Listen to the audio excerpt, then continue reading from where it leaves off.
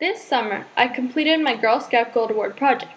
The Gold Award is an 80-hour service project and the highest award in all of Girl Scout. A project must address the root cause of an issue in the community, demonstrate leadership, and be sustainable. For my project, I ran a free, week-long programming camp in an under-resourced school. I taught 20 children who did not even know what programming is, how to code. I held the camp at a school in San Jose called the Alpha Public Schools, a public charter school where 90% of the students are Hispanic and 97% come from low-income families. Minorities, especially Hispanics, are vastly underrepresented in today's technology workforce. According to an article in USA Today published this August, only 2% of tech workers are Hispanic, even though they make up 16% of the American workforce. One of the reasons for this is that children from minority families do not have access to the resources to get them started in the field. This is an even bigger issue for low-income families who do not have the money to send their kids to computer science classes or to schools that have the budget for them. This is a problem that is very important to me. My father is a software engineer, and ever since I was little, I've wanted to be just like him.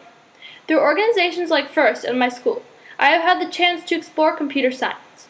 However, as I have explored the world of programming, I have realized that most people do not have the same opportunities as I do. So, I decided that for my Gold Award project, I would help other kids have the same opportunities that I did to learn how to program. And I wanted to make sure that the kids I was helping were so underprivileged that it did not even occur to them that being a programmer was a possibility. I spent over 200 hours preparing to carry out my vision. I designed the curriculum, organized breakfast and lunch for all the students, and recruited training volunteers. The bulk of the time that the students spent at the camp was spent on learning to program Android apps, using a cloud-based service called MIT App Inventor. The apps that they built ranged from a picture of a cat that meowed when petted to games like ping pong and tic-tac-toe. On the last day of the camp, the students designed and built their own apps using what they had learned.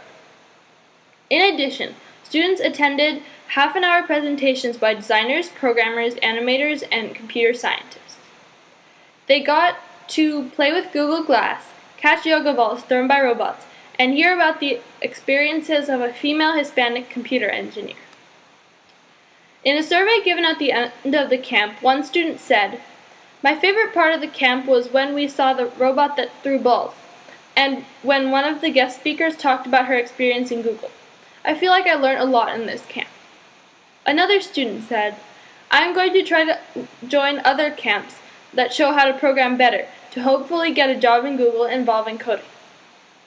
Many students expressed interest both in continuing to learn to program and in becoming better programmers themselves in the future.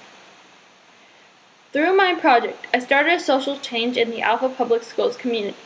I showed 20 kids how fun programming can be and opened their eyes to the choices that it would open up for them if they continued to learn to code.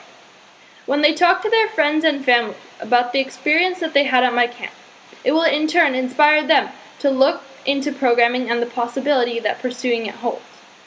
In addition, I have inspired people in my own community to take action on an issue they believe, since through my project I have shown that everyone can make a difference.